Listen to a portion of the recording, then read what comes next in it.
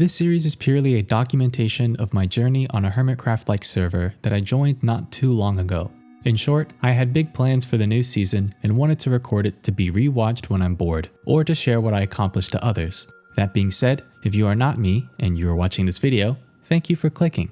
I appreciate you very much. My name is Margraf, and I hope you enjoy these videos. For context, I did not start day 0 with everyone, because I was out of town celebrating my birthday and was not able to join until 28 hours after open. I will also be using a few client-side mods that I picked up to help tweak the Minecraft experience to be more engaging for me, or to help with issues that I face in real life, such as performance or brightness. None of these mods are here to change Minecraft, and they are not here to be used to cheat or manipulate events, as that's not a fun experience for anyone. Finally, we can begin the new season, and it all starts here. Because I forgot to hit record when I joined. I began scouring for villagers until I realized someone had already beaten me to it. So I then stole some wheat and a bed in my rage. I then set off on my second adventure to locate an undiscovered village for myself. Along my travels, I discovered a shipwreck. Inside it contained coal, TNT, carrots, and some paper. I also found a ruined portal with a looting 3 golden sword before I stumbled upon an island that I would soon realize would be called home. I settle in and, again, forget to record my makeshift villager trading hall, which lures villagers at night with beds, and by breaking them, traps them in their places. I promise I record it later for you to see the process. I then begin setting up an iron farm that is based off of Ian X04's one-day iron farm, but instead of one channel, there are 2, and instead of being built below ground, it's built above. I'm sorry to do this to you, Golem. I just really hate mining. You too, Golem. You and your brother will be mourned properly in my heart. But now the villagers are sleepy, and they need my attention, and I need to make sure I trap them before someone on the server sleeps and they escape. Now we move on to more exploring, as I'm in desperate need of an ocean monument. And after traveling over 1,000 blocks westward, I stumbled upon one. I did my research and used the speedrunning technique of placing a door and mining the edge of the arches, bringing milk buckets to help me for when I inevitably got donged. The main reason I'm here, actually, is because I need the gold blocks to help me cure my villagers once I convert them to zombie villagers. You could argue that I could have just gone to the nether and located a bastion, but bastion routing takes much longer to learn and piglin brutes scare me. I could have also just gone mining, but I already said earlier, I just really hate mining. I located another ruined portal, now equipped with an iron pick, and mined 2 more gold blocks before checking the chest to find some obsidian.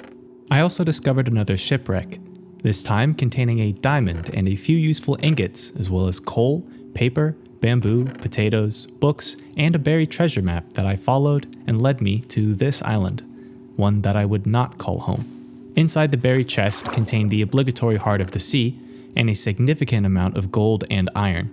I make one final stop at a ruined portal and find garbage before heading back home to home, where I begin preparing myself with bread from hay bales in the village and wood from the now lonely trees, before heading down into the caves for a lava pool. After noticing this large pit, I attempt to assess it before coming in combat with a creeper. My monitor has a bad display, so I upped my gamma to help me see in the caves. I guess it didn't help that much. But after mining some coal veins, I turn around to notice an abandoned mine shaft generated at the bottom of the pit. This pit had become a lot more promising than I could have imagined, but also a lot more dangerous because of its size.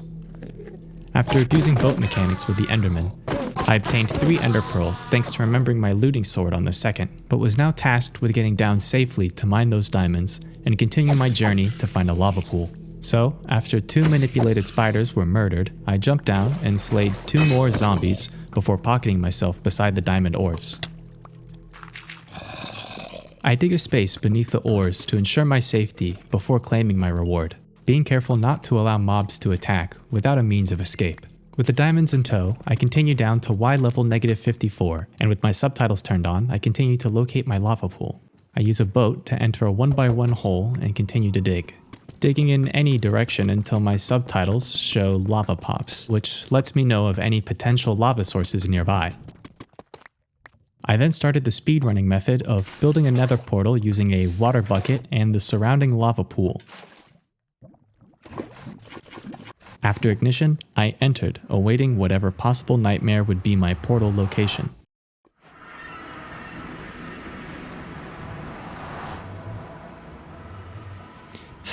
Unamused with my whereabouts, I explored to find no hope of getting out.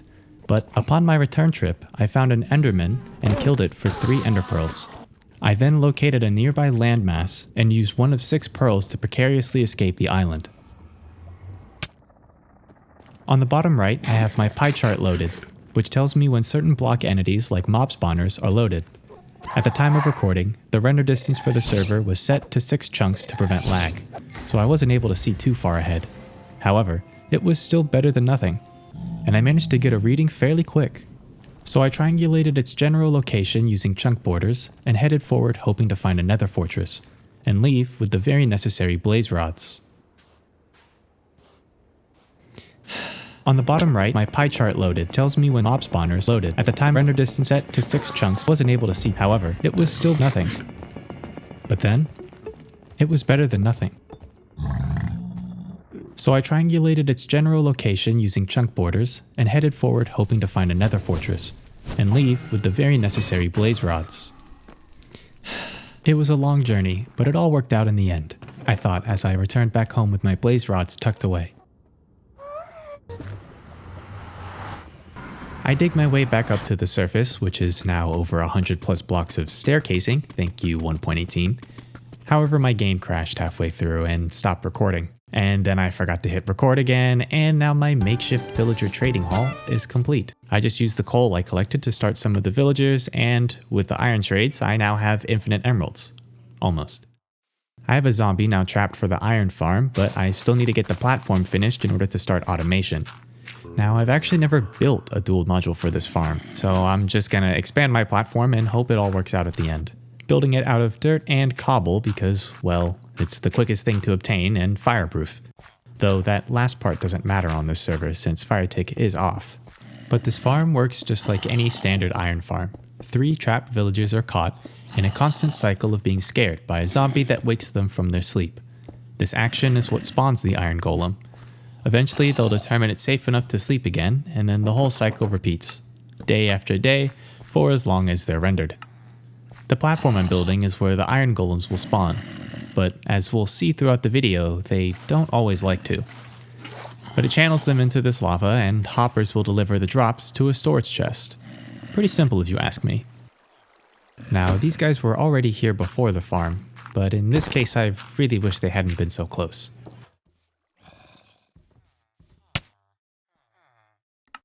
So, after shamefully covering myself in my half-decent armor, I swiftly took revenge and let the farm work to accumulate its iron for me to trade.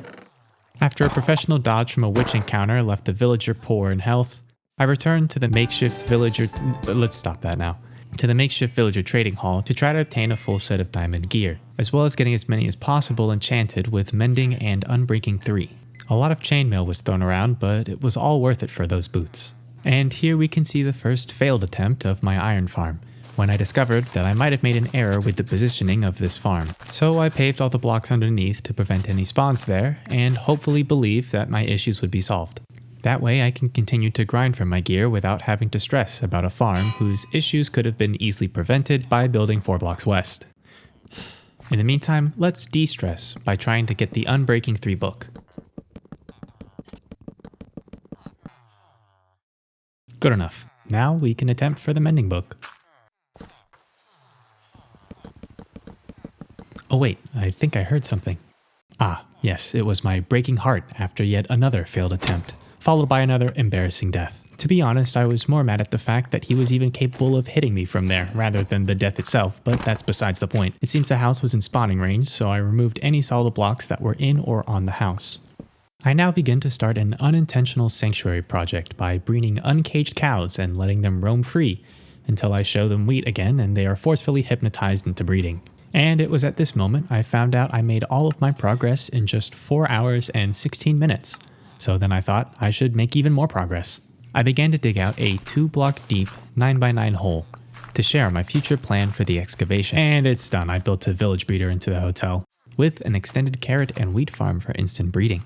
It's only the first video, hitting the record button isn't that easy to remember. I promise I get better at this. So after more trading, breeding, and enchanting, I decided to build a second makeshift villager trading hall to open up more trades and enchantments.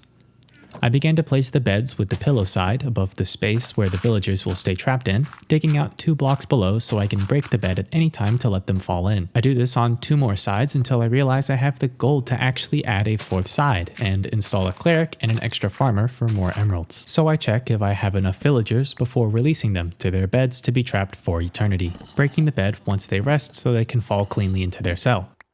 In the midst of my trappings, someone sleeps and then I'm left awkwardly to wait 10 minutes before finishing with the rest. I then set up the final wall of the second makeshift villager trading hall before realizing I didn't actually have enough adult villagers and will have to awkwardly wait another 20 minutes for one to grow. After releasing them into the open, they predictably sleep and allow me to trap them and complete stage 1 of the trading hall process. What I'm digging out now is stage 2. This will be the channel for a zombie to walk around in and convert all the villagers into zombie villagers, using trapdoors as a divider to prevent the zombie or villagers from being somewhere they shouldn't. This also allows for the zombie to walk freely behind everyone and convert the villagers with ease. Installing a dirt roof to prevent the zombie burning unnecessarily, and now I trek for the finale of stage 2, luring the zombie inside its freshly made channel and waiting for however long it takes to send my villager slaves to the undead. The finale of the makeshift villager trading hall is the cacophony of noises that the villagers make once they're gifted a gapple after being splashed with a weakness potion. They would make quite the orchestra if I'm to be honest. And after establishing the toolsmith's trades with coal and a lot of axes, we have finally set up the second trade hall for home. Now we can move on to the best part of the 24 hours, mining for ancient debris. As many people know, there are multiple ways of obtaining ancient debris: beds, TNT, strip mining, world eaters, etc. But since I'm only 8 hours into the server, I think strip mining will be my best bet, as the resources that are discovered along the way will be very handy to keep in the future. Quartz is an obvious must since everyone needs quartz at some point. I also don't have enough gold to craft netherite, so using the ore I find along the way will be very necessary. Blackstone and gravel are also just generally useful building blocks. So in theory, I'll not only be mining for ancient debris, but also for gold, quartz, blackstone, and gravel as well, mining 5 different resources all at once. Now that's efficiency. I start off with locating 4 ancient debris to then smelt, and combine with my pick to make it significantly more durable. Then finding another 4 for the other pick in case the first pick becomes too battered and is unsafe to use. I begin finding the remaining debris to cover the rest of my gear in, but as a shock, my rates for ancient debris were below average and it took me much longer than usual to obtain all the pieces I needed. No matter what though, it is definitely worth hearing the coolest sound you can make in the game.